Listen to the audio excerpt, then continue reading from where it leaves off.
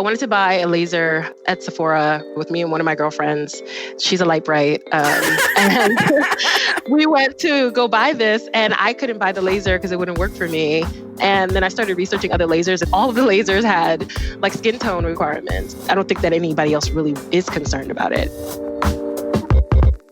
You're listening to Side Hustle Pro, the podcast that teaches you to build and grow your side hustle from passion project to profitable business. And I'm your host, Nicaila Matthews-Okome. So let's get started. Today's episode is brought to you by Gusto. Gusto offers modern, easy payroll benefits and HR to small businesses across the country.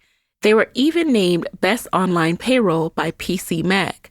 And as a Side Hustle Pro listener, you will get 3 months free when you run your first payroll. So sign up and give it a try at gusto.com/SHP. That's gusto.com/SHP. Hey guys, welcome back to the show. So those of you who are longtime listeners may remember that at the very beginning of Side Hustle Pro, I'm talking about first year, 2016, we had what I called an entrepreneur in residence. And her name was Miko Drew. We followed her journey with Miko in the Dish for an entire year. Well, I have really been missing this aspect of Side Hustle Pro. I just really love following one person's journey for a year. So I decided I am bringing back the Entrepreneur in Residence feature. And starting with this episode, we are going to chronicle the life of an emerging entrepreneur as she launches and scales her business. We're going to follow her for an entire year. We'll hear the ups, we'll hear the downs, we'll celebrate the wins together. I can't wait. The woman happens to be a dear friend of mine. In fact, she's my best friend since high school at the Bronx High School of Science, and her name is Lisa Pegram. Now, if it were up to me, I would have had Lisa in the chair a long time ago, but she prefers to grind behind the scenes. But I think she's so dope, so smart, and just working on such awesome things that I finally convinced her to do it. So here's a little background on Lisa. Lisa is currently the VP of Analytics for a correspondent lending company and a contracted data scientist. She comes from a background consisting of biomedical engineering, psychology, and data science. She has built a career in analytics and is currently in pursuit of her PhD at Columbia University, where she studies metacognition and data sciences.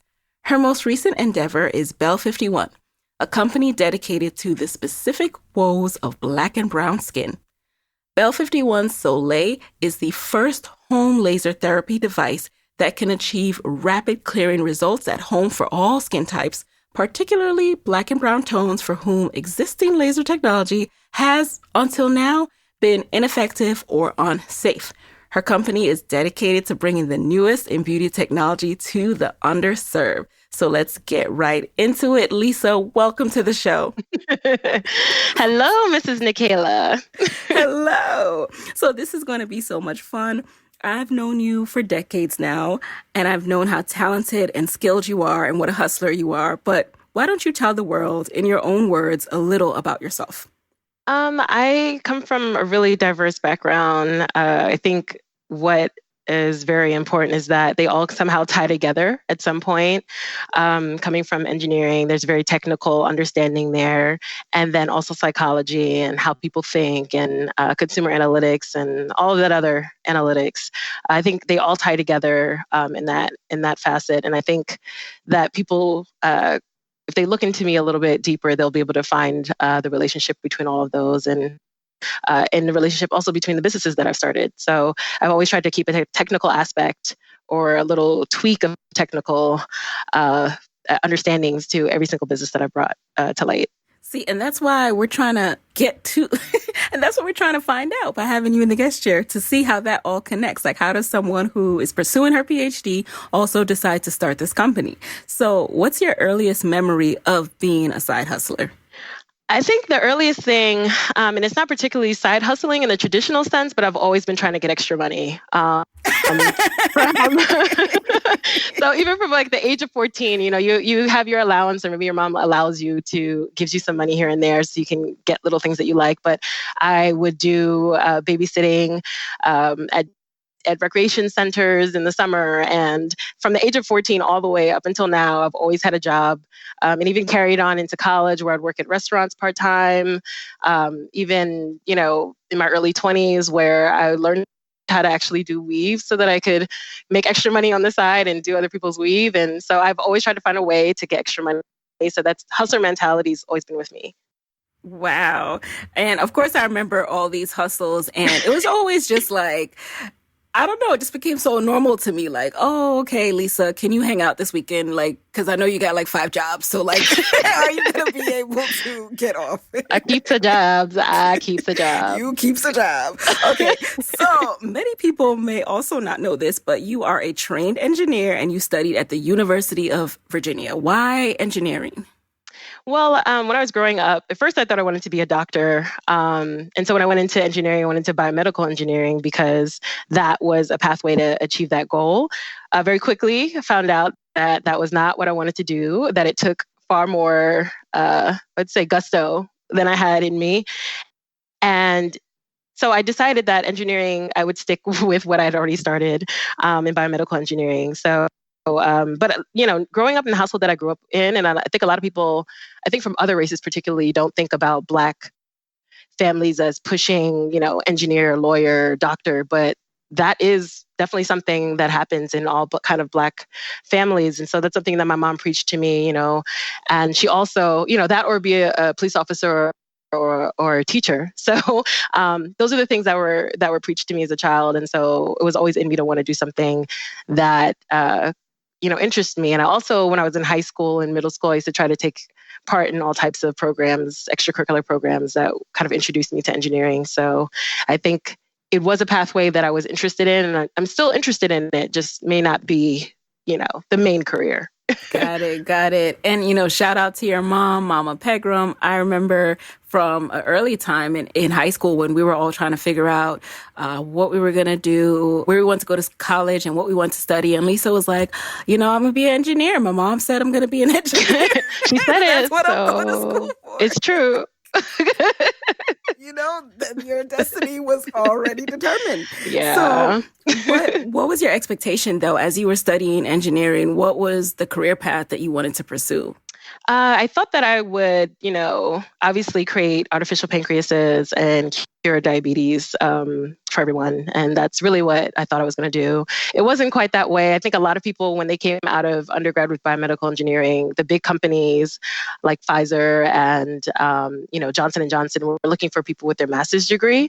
So what I saw a lot of people going into were like pharmaceutical sales or device sales and things like that, where they had a technical understanding of a lot of the mechanics of biomedical engineering, but they, definitely didn't have like those big industry jobs yet or research. So I, decided that when I got out that I didn't want to do research, and, I didn't think I could do good at sales. I didn't think I could sell people things that I just wasn't really, 100% on. So that experience was, it was really interesting. It just was very new, a very new science at that time. So what did you end up doing once you left and graduated? So when I finished school, the next move, I ended up at a online voting company, which has nothing to do with engineering. It was a client relations job. And what it ended up being is hands-on with all types of things within that small company. So they had me in accounting, they had me in, product development, they had me in email marketing, surveys, Salesforce, anything you could think of. We had like really major clients, the Grammys, the Emmys, any company you could think of that was trying to do online voting, we were really, really heavily involved. And it was a software as a service company. So I think I kind of got my hands in on a startup really early, and I didn't even realize it. So, getting into that was a lot of I brought in a lot of technical aspects to that job. It wasn't technically a technical job, but I decided to bring that in anyway. Oh, what do you mean? Like how'd you add in the technical part? So for product development, you don't necessarily need to know, you can know what clients like or what features they like, but I wanted to get percentages. I wanted to get statistical significance. For surveys, I wanted to also add statistical significance to that. And it wasn't just about, the numbers say, 5 out of 10 people like this, and that's what we should do. I wanted to look at, the time it gets to from milestone to milestone, and how quickly people are replying and that kind of thing, and breaking things down even more so than what was asked of me. And that was something that I felt gave me a well-rounded answer to the people that I was reporting to at the time. So when I say technical, it's just more statistical steps than just counts and overall percentages. Okay. So you were not like, on Team Basic, like, all right, this is what they asked for. You were like, no, you guys are going to really understand. I'm going to analyze this for you. And you still do that. You guys, Lisa will check in with me sometimes. And she's like, do you have any date? Like, how are you doing your Facebook ads? Do you need me to crunch any numbers for you? Like, are you analyzing? I'm like, oh no, girl, I'm just using my keywords and it's working. I don't feel like it.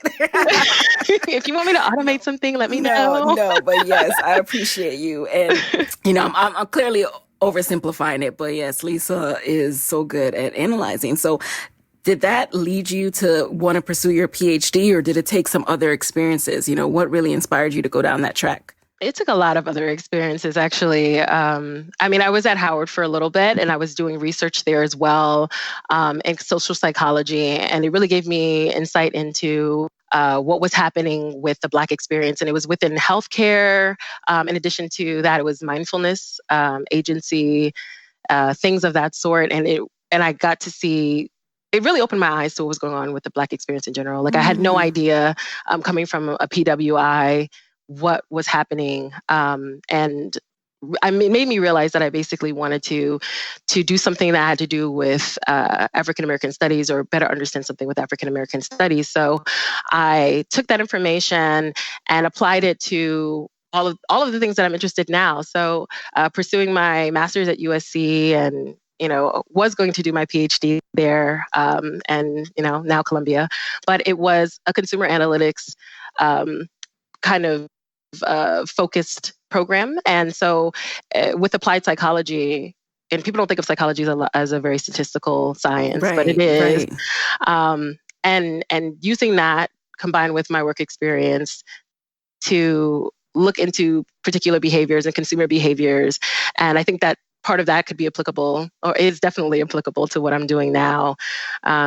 And in Columbia, it's metacognition that I'm very interested in, which is the agency of making your decisions. And there's weights to decision making, and there's more data science to that, and there's definitely a lot of coding languages associated with that. So just being mindful of the whole process and targeting unique audiences, and trying to make sure that I get that information correct, and Mm-hmm. yeah.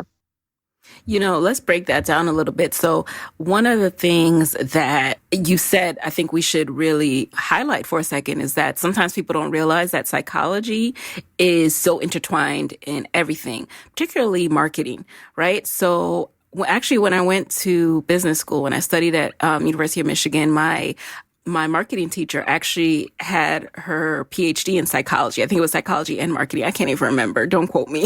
All I know is she had psychology experience, and she went down a similar path where she thought she was interested in psychology. Then she realized just how much people go to psychologists or need to understand the psychology of a consumer's mind in order to market to them.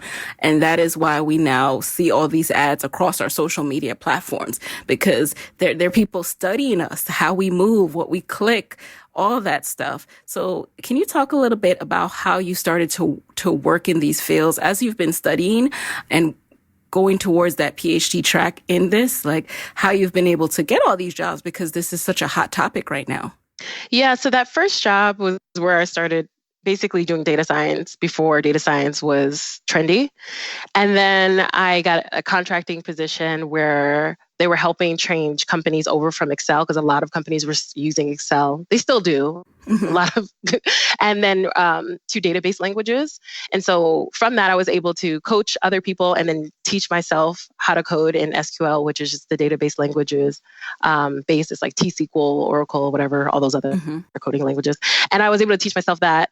And from there, that gave me the background to when I moved to California to work at USC, work for another company that's kind of like government agency company, where they were auditing the large banks and finding out how much money they owed to the civilians. Essentially, they like a lot of big banks are hoarding money, and we had to work on algorithms to seek that out.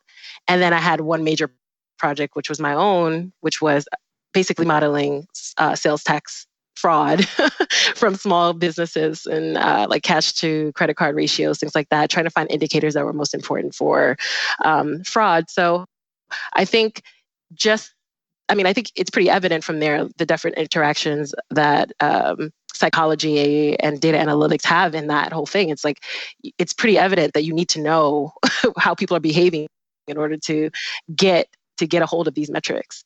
Yes, you're so smart. You guys, you hear this? You hear how she just casually says, so then I taught myself this language and then I taught myself this other coding language. Like, what?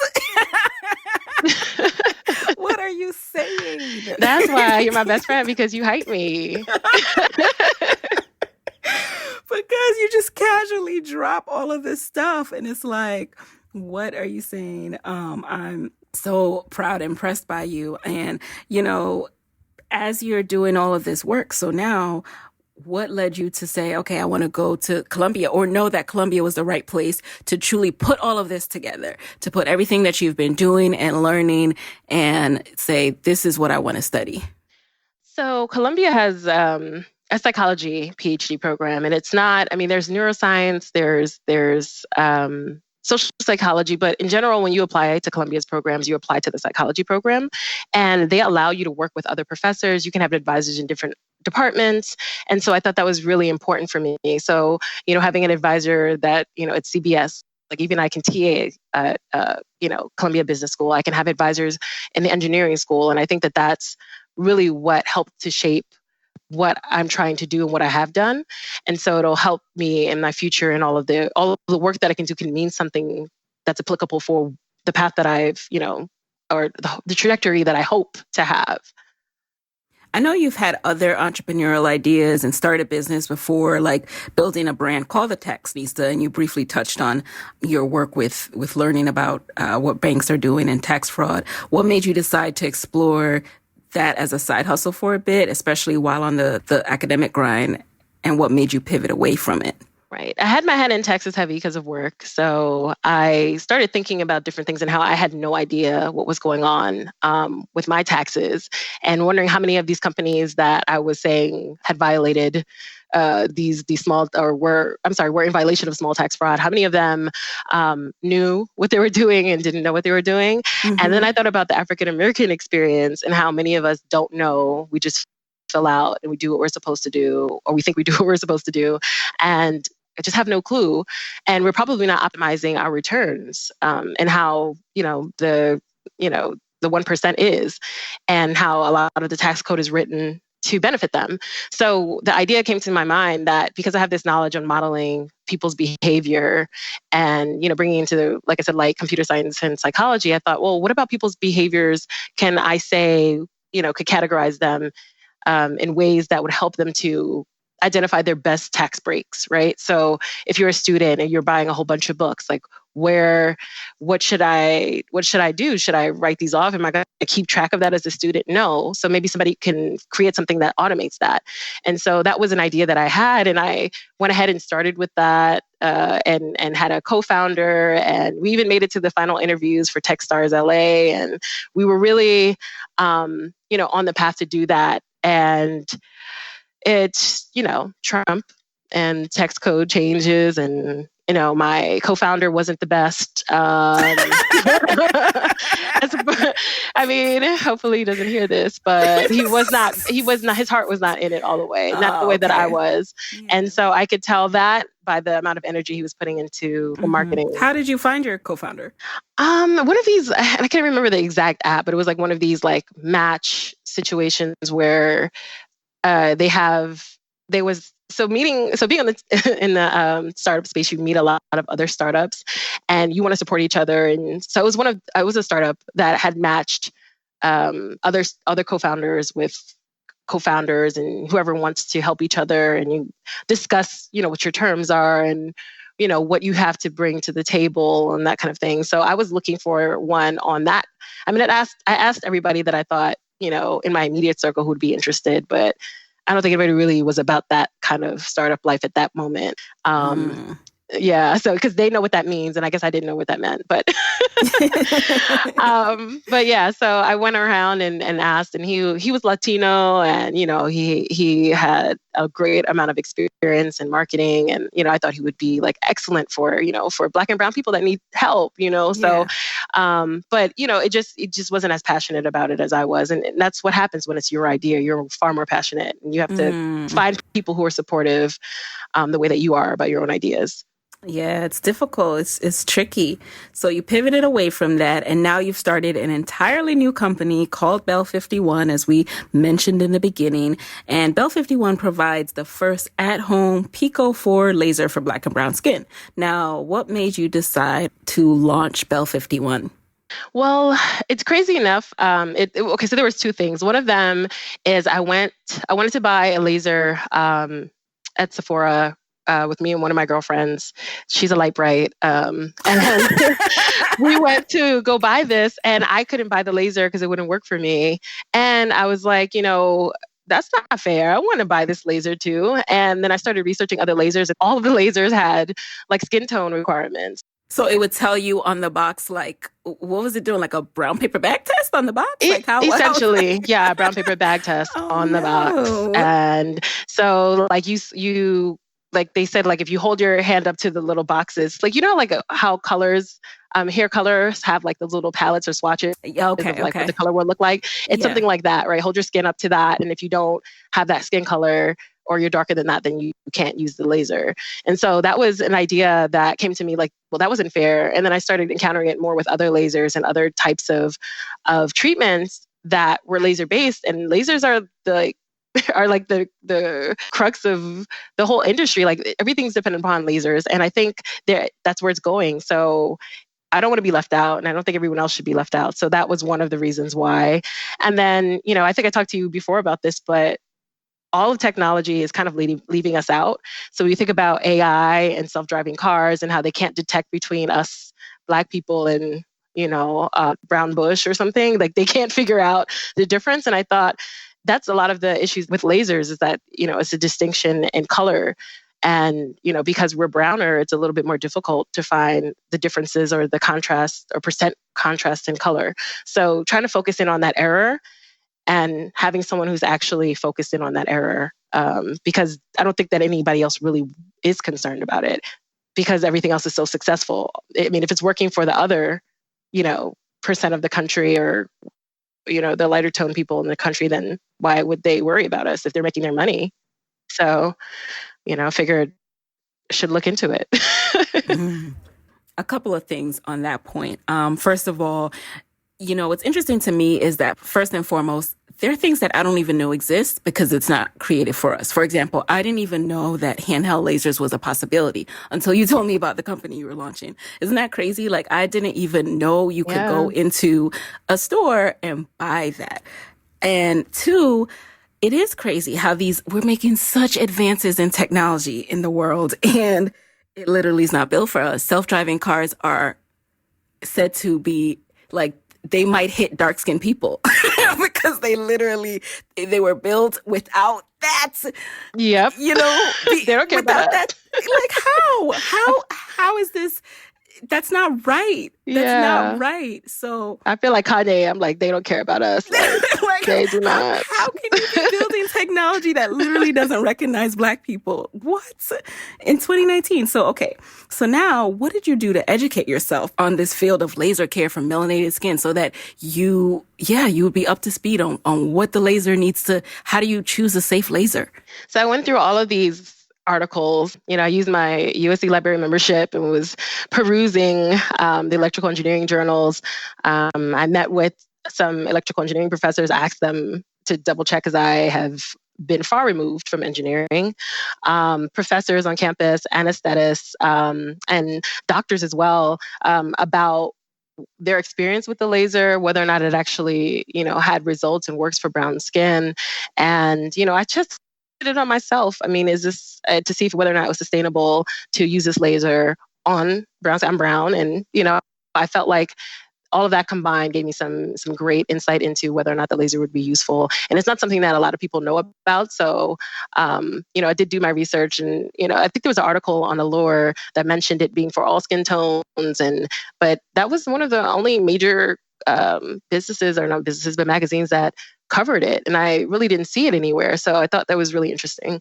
Yes. And one of the things you did that I want to highlight again, I mean, clearly, like, I'm not in your industry, but you did something that, a guest that was just on the show also mentioned, Zakia of FB and Fat, is that, if there's something out there that's already there, start researching it. And, after a while, after enough digging, you will get to their supplier. You will get to their manufacturer. And, you'll be able to start researching and figuring out how to adapt it for your own needs. So can you talk a little bit about that process of figuring out, of even getting the laser to test on yourself? Right. So I saw a lot of what the technology was about, and I had created a mock-up in the States, and then I sent that to a bunch of companies that were overseas to see if they could do it. And the companies were the ones that created the Pico laser, the large Pico laser that is for dermatologists, and you have a license in order to use. And so I sent a bunch of them the mock-up and asked them what the pricing would be. A lot of the issues are, should I buy a bunch of this? Like, what is the pricing going to be? Like, can I afford any of this? What's my savings going to look like when I'm finished? But that and FDA approval were two of the main things that I was concerned about. But yeah, basically you just have to go out there, be scrappy, and look up in the small print who's doing what for what companies, and then send them emails. And people want money, so they're gonna reply to your emails if you're talking about money or distribution or any product that you actually really are interested in.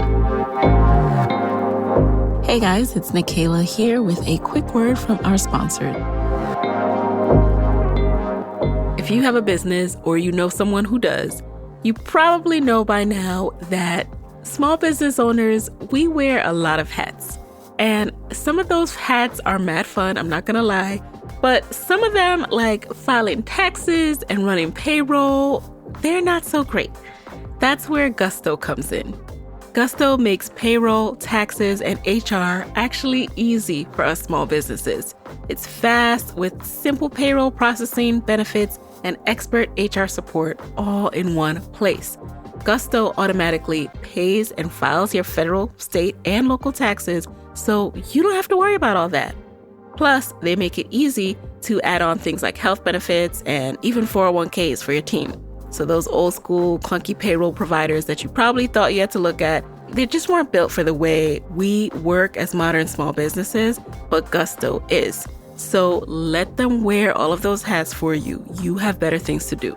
Side Hustle Pro listeners, you get 3 months free when you run your first payroll. So test it out. See for yourself at gusto.com/SHP. That's gusto.com/SHP. And how did you decide on, how many of these were you going to buy? How are you going to do inventory? Are you going to hold on to a lot? Were you going to test just a set fixed number at first? I asked people, and then I also did this course that I'm going to tell you about probably later on. But all right, don't forget. Yeah. And yes. I did this course online, and basically they said that's like one of the pitfalls that they had. And the company was a tea company, like a skinny girl tea company. And they said that they got excited when they first got their first couple of orders, and they ordered in bulk for the whole year. And then, first of all, the product came out horrible. It wasn't at all what they had really expected. And then and the shelf life, you have to be very careful of. And, I've wanted to have a balance on that. I don't think I have that together yet, but I still think that, I wanted to go with a company that would work with me at a low stock. Okay. And I always ask them what their minimum order quantities are and that kind of thing. And, especially with branding, and you're asking for a lot from them. You're asking them to reproduce this mock-up that you want. And, you have to be, they have to really want to work with you in order to give you low pricing. And you touched on FDA approval. I know we talked about that before, kind of offline, but just so everyone knows, like, how did that work again? Was it like, as long as there, like, one of them on the market has already been approved? Right. If there's a similar type of laser that's been approved, then has gone through all of the clinical testing, then it gets approved by the FDA, and then you have to submit something that proves that your product is very similar to it, and then you have FDA registration that's associated with that. So, Okay. yeah, it's an expensive process. They do have something for small businesses as far as the registration fees go, but all of this is an expensive process. So I want to keep my minimum. So how did you fund this? This is sounding very expensive. How, are you just funding this with your salary at this point? My salary and my other jobs, because I keep the job. So. Right, because Lisa never has just one job. Do not get it twisted. If you see her with some downtime, it's not because she only has one job. It's not because of that. It's because my job is probably downtime. If my job tells me I can have downtime, then that's what it is. Can I tell the Jamaica story? Oh, no. Okay. Right. We'll cut it out. Wait, go ahead. Okay. So, y'all know that I celebrated my birthday in Jamaica this past February. Yeah, I talked about it in one of the Entrepreneur Diaries. I posted it on Instagram. So I celebrated with my besties. Lisa joined me for that trip. And we're in Jamaica by the pool, having a good time. Lisa's trying to get on the Wi-Fi frantically. She finally gets on the Wi-Fi. First of all, didn't you have like 2 laptops? This girl has 2 laptops by the pool because she is working from home. One of her many jobs. Well, okay, first of all, Jamaica's my second home. So that's true, I feel that's true. OMG. And I'm just going to leave it at that. I won't even tell the rest. But yes, just always hustling. So now let's get back into it. So what other steps did you take to set up Bell 51? So, for example, the website, anything else that was associated with getting the business up and running?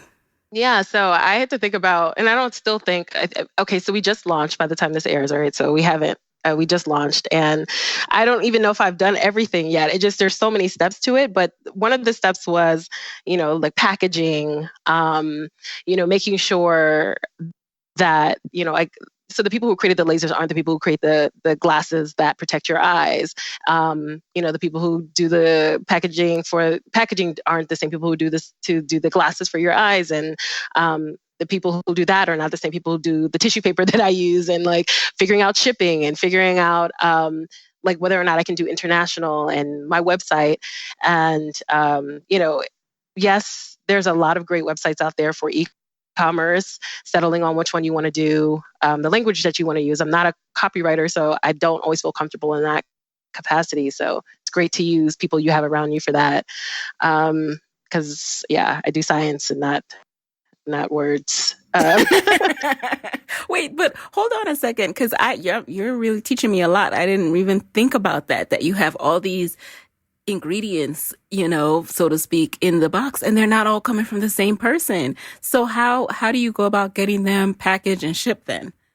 So the supplier that I have, there's a third party that does inspections, and they referred me. So inspections of your product, since I'm shipping it from overseas, they'll check everything for me. And I didn't want to do it. You can do it with your supplier, but I don't trust them. So I hired this other company, which is a very low fee considering it's overseas. And they referred me to a company that helps assemble. So basically that's how it works. It's really, really, really like pennies on the dollar. Okay.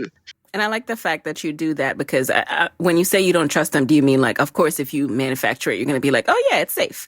Yeah, of course, it's perfectly fine. And there is somebody who is, all of the pieces are there for sure. They're going to say that. So you have a third party company that's checking to make sure that the order is correct before it gets shipped. And also if there's something that malfunctions or something that is not there or broken and doesn't meet the standards of quality, if it gets sent to me as is, broken and everything, and then I send it to somebody, they're going to send it to me, and they're going to say what's wrong with Bell 51's products? You guys are sending faulty products, and it's not my fault. I didn't actually build it from scratch. So I'm going to have to it's my responsibility basically to make sure that people get products that work. Of course, of course. And speaking of that as well, so now as manufacturing is happening and, you just launched, how does the shipping work? So when people order from the website, how does fulfillment happen? So there's so really fancy people can hire shippers, and I believe there's like companies that actually will distribute things for you, and you can just keep them in stock assembled, and then they'll ship them out for you. I, on the other hand, am not fancy enough yet, so or have enough coin, so I do it myself. Every single thing I put together a check off list and make sure that I include everything into the packages that I send out to people. So I'm still physically doing them all myself. So does this mean that you have a house full of Pico lasers right now? Yes, I do. I love it. I love it. So now, how do you balance the education piece that needs to happen for consumers? So like I said, I didn't even know until you told me that you were getting ready to launch this, that this was even a possibility for us. And we've for so long been told that, first our skin tone, we can't do laser. And then, you can do laser with only with this one specific one in an office. So how are you working through that education piece? I think it's a constant process, and I'm going to continue to try to educate people. I don't feel like I'm there yet. That's one of the things I need to work on, I think. But I just plan to show people how to use it. I'm going to create more videos and, try to learn how to put myself out there a little bit more. And then also, I've been having influencers get involved, and they have been great with their feedback. And I think continuing to have them as a part of this is definitely in the plans. All right. So what else have you been doing to market it so far? Because, you've done a great job starting out your Instagram page. Everything looks so beautiful. How are you approaching marketing overall? So first, I want to get one channel down and then move on to other channels. And the first channel is obviously I'm moving with Instagram first. I thought I would be able to get a little shop button like this other laser company, but they did not give it to me. So I wrote them a strongly worded email about that because I feel like if it's for Black people, they don't want to let me have a shop button. You better stand up for your rights, okay? I want my shop button. Yes. But, I started with Instagram, and then I moved on. I think I'm going to be moving on to Facebook and Google. I don't know, my SEO is not there. I have to, remember that all the time. Try to figure out my SEO and wording. Then after that, I probably do Reddit and then Pinterest. So it's like it's a flow in my mind, at least of okay, this looks good so far. And then I'll move on to the next one and continue taking courses. There's a lot of great resources out there, free and not free. But, I hope that by mastering each of them, that I'll get closer to a point where I'm, economically free enough to invest in more courses. Now, I'm curious to know what you've studied and your knowledge and expertise in consumer psychologist, how that has influenced how you approach marketing for Bell 51. Yeah, so I think I don't know how, and this is a really interesting question because sometimes I think it hinders me and sometimes I think it's great. I don't know if I have enough data, right? So there's something called statistical significance that I keep referring to. Yes. And that is an implication of what the population is doing. And so I'm always looking for that. And so I'm technically slow to draw conclusions, but when I see something I get really excited about, I'm like, what does that really mean that? And so I'm always looking for conversion rates and ratios and trying to look into specific anomalies that I find in the data, and they may not always mean anything. So I'm hoping that as I continue to get more data and more information, that it'll come even more in handy, because right now I have my guesses about what's happening on the back end, and from the UX and UI perspective, how people are interacting with my web pages and what they're clicking on, and I really want to get more data so I can make some great conclusions about what I should move around, where should I move this page, what information should be first, and that kind of thing. And it really helps. I think it will help me in the future. Okay. And that's very interesting. And you're right. When you are first starting out and you don't have, a core number of people yet, a core set of data, you're really just guessing. A lot of us are guessing and assuming things, which isn't always good. You might find yourself going down a whole path and then figure out that it wasn't even the right path. So it's like this balancing act of moving quickly with information that you have, but then also when you do finally have enough data, really dissecting it and also setting up your system so that you get that data. So I know I suffered from this where I didn't always put things in place in the beginning, and now they're like some blind spots with data because, you know, let's say I didn't have tracking tags on my email list initially, right? So there are a lot of people who I might not know how they came to me or, you know, some of the things they've clicked on my list. So can you talk about some things that you track and things you have in place that you're looking to get information on? Well, I have my email list. Right now, it's not huge, so but I have my email list tracked. I have Google Analytics installed on my page, and then also by having the Shopify store, they have a lot of analytics, like how many people are coming from, you know, what social media websites and what from where. If they're click this page, they're this much more likely to click this other page. And then you also get information on your conversion rates from your shopping cart to purchase, or from a view of this page to your shopping cart. And I'm looking at that type of data. There's also data that I'm getting from Instagram. So I'm looking at the first part of my funnel, the large part of my funnel, looking at those rates to see, okay, if I introduce this much more, does that mean that these are others are going to increase? And what does that mean? So just doing a lot of A/B testing myself on and seeing whether or not my percentages change. So what's been your biggest mistake or regret in this process so far? I think my biggest immediately, I think maybe not clicking through every single iteration of my webpage, maybe the UX and UI, like I said, I want to get that better. The other day I was talking to somebody and my help logo was blocking the checkout page. Oh no. So basically like I have a little plugin where people can ask me questions. Like I keep it, you know, on my cell phone. So if somebody, you know, is like, what's going on with the laser? Hey, you know, any question they can ask me on my website and I can get right back to them. And it was blocking the checkout page. So people could ask me questions all they want to, but they can't check out. So that might have been hurting some of my conversions. But I didn't realize that because when I first done my checkout, I didn't have that plugin installed. And so I didn't realize that it was blocking the checkout. So stuff like that, just like walking through every single component of my website and making sure. So afterwards, I did do that, but it was like, I probably missed out on some sales as a result. Wow. And now, how are you balancing your full-time job, your PhD studies, and your side hustle?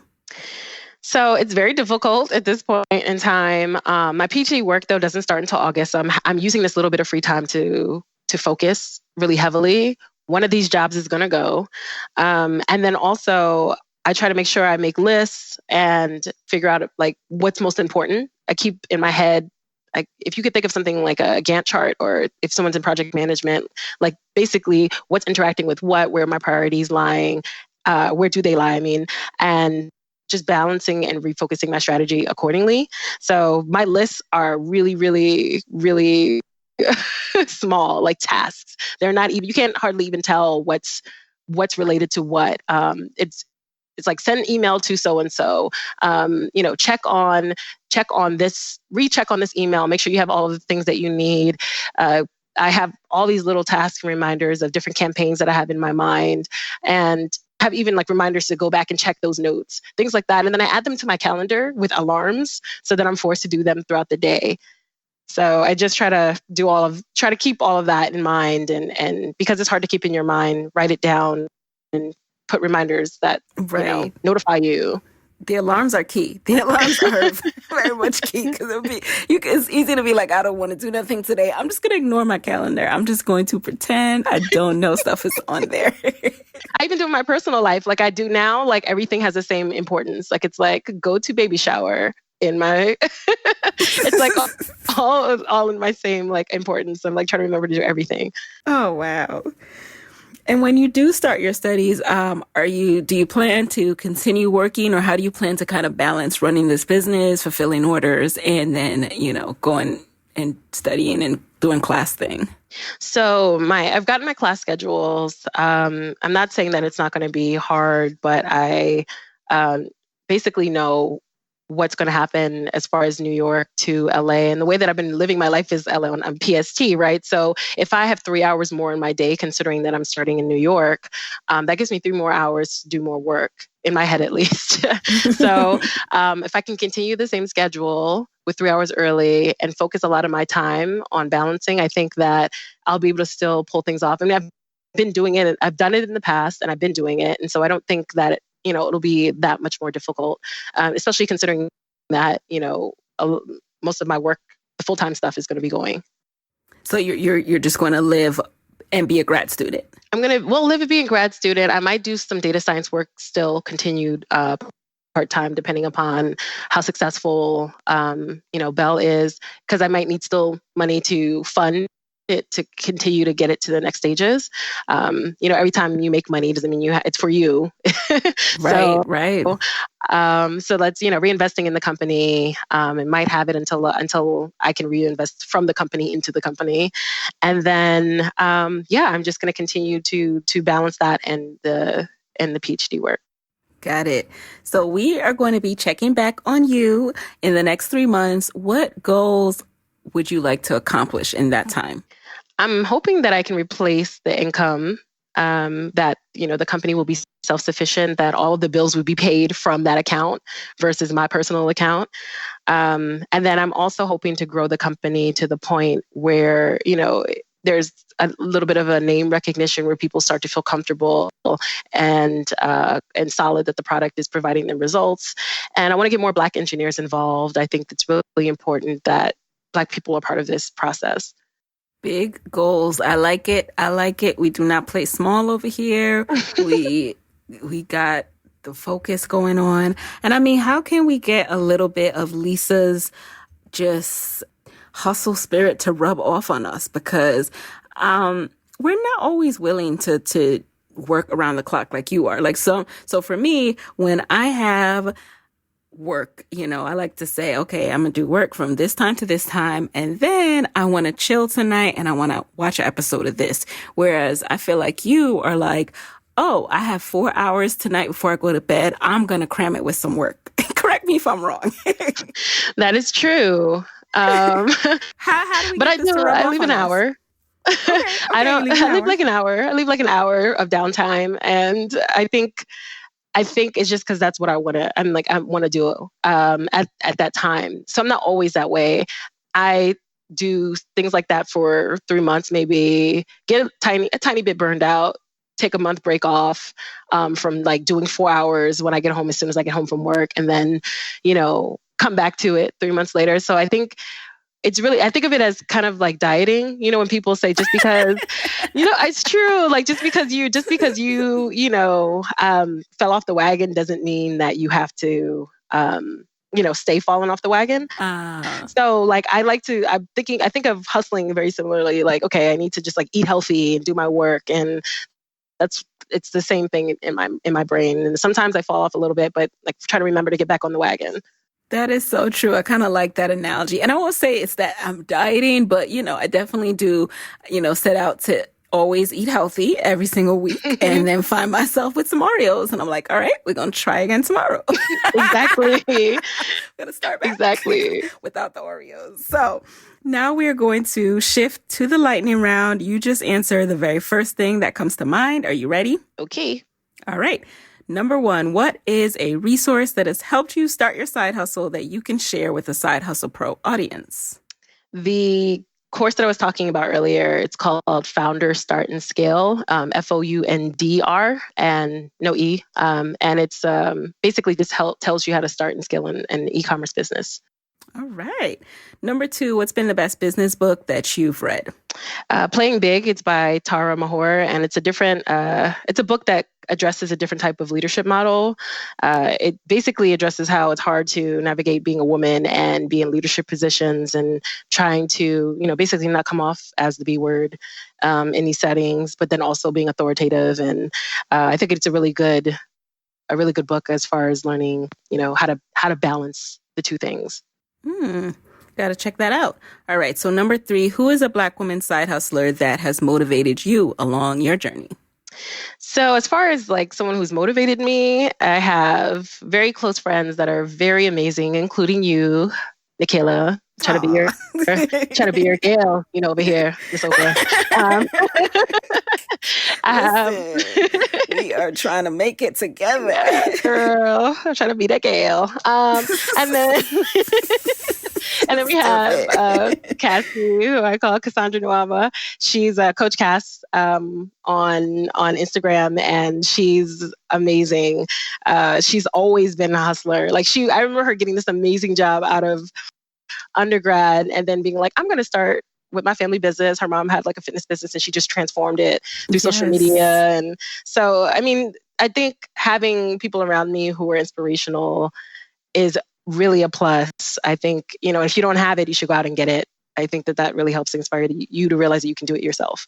Yeah, not to interrupt lightning round, but you truly are the people you spend the most time with, the people you see the most. Like when you see that someone else who you remember when they were struggling in college, just like you, is doing it, you're like, why can't I? Really, seriously, And for those of you who want to hear Coach Cass's story, she was episode 60 of Side Hustle Pro, so scroll back and check that out. All right, number 4, what is a personal habit that has helped you significantly with your side hustle? One of them, like I said, was tiny task. And then another thing I could think of is if it takes less than 10 minutes to do it immediately. Like don't write it down, just do it immediately right there on the spot. So if it's an email or anything, if it takes less than 10 minutes, just do it. Okay.